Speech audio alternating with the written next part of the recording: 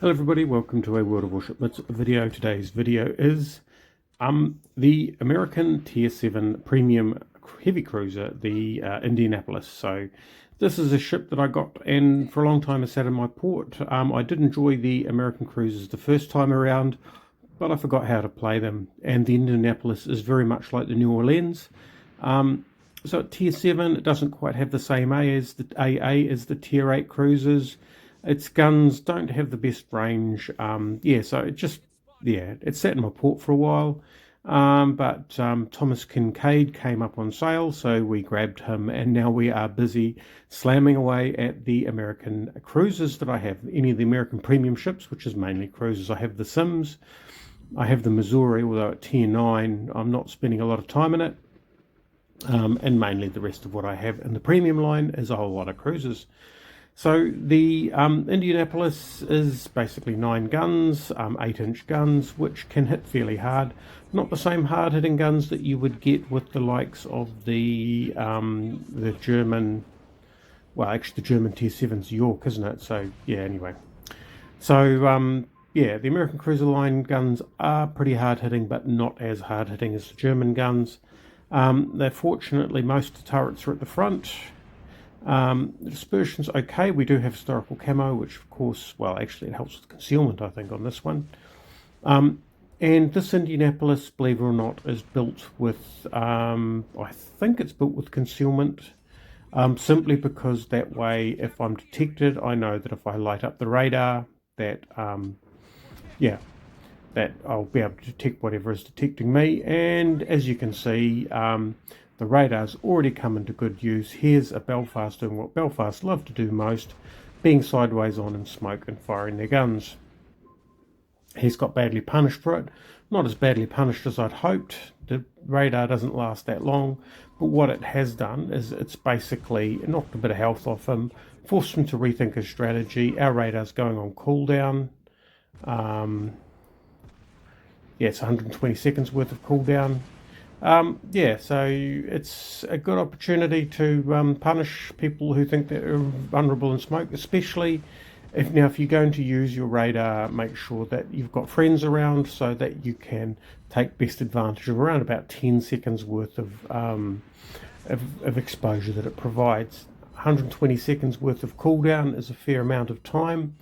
It's 2 minutes. And in these games, we have 3 radar. I'm not sure we're ever going to get through to the final set. Because, Thomas Kincaid comes with extra radar, but hey, well, anyway. So what we're doing here in the New Orleans is trying to use the front guns as much as possible, not get too exposed. We do have the threat of the radar, which means that the enemy destroyer there has to have concerns if he creeps out. He probably can't count my cooldown. Meanwhile, our DeGrasse down the far end is doing a good job of taking care of some of the bad guys down there. Meanwhile, what we're trying to do is just scoop up as many of the caps as we can. And here we have a Sinope. So what I'm going to try and do with this Sinope is get some angles on it. You can see I'm a bit broadside there. I've got 2 options with the angles, and I'm going to take the option where the angles are facing away rather than facing directly towards it, make myself a harder target. At longer range, his dispersion is worse than mine, and I will get the benefit of trying to light some fires on him. Meanwhile, this Akatsuki here is, well, I think he might be finished. There's a torpedo going in, and he's sunk, so we didn't have to worry about that. But what that's done is it's allowed me to open the distance to the Sinope, and I think, the American battleships, the American cruisers, really are fleet cruisers. They're not great out on their own, and here we are. Our lone company is a destroyer, somewhere is a friendly cruiser.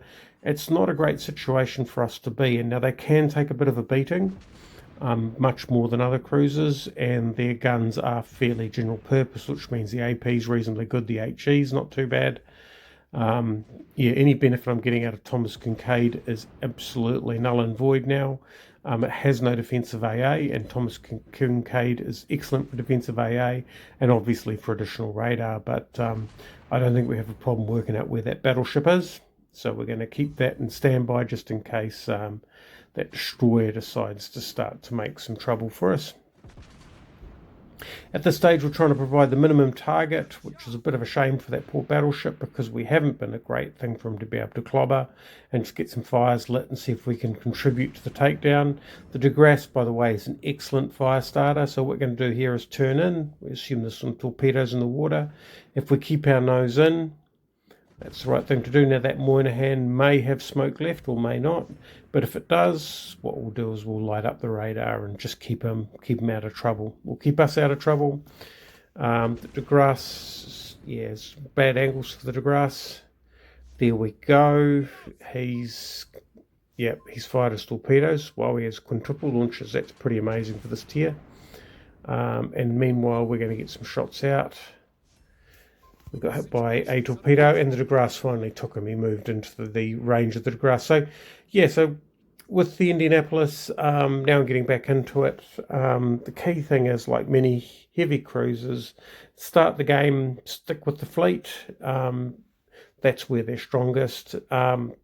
As for Thomas Kincaid, now I've actually reviewed the battle after the fact. I'm not sure that he's actually adding a lot to the Indianapolis, although the Indianapolis is adding a lot to him because what it's doing is it's getting his experience up so that we can unlock more of his special skills.